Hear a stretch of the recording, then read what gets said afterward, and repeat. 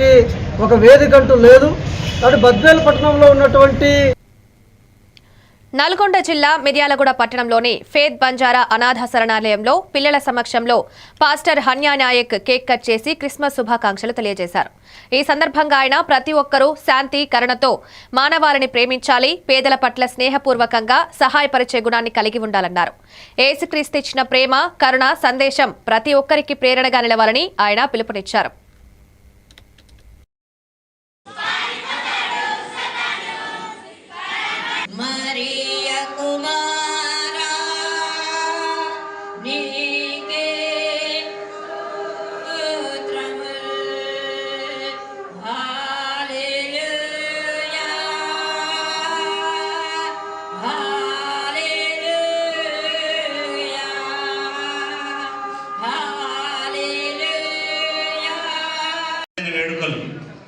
ఆ జన్మదిన వేడుకలు మనం ఘనంగా గ్రాండ్గా ప్రపంచమంతా అంబరానంటిన సంబరాలు, ప్రపంచమంతా మారుమోగుతుంది యేసు క్రీస్తు అని ఆయన నిజ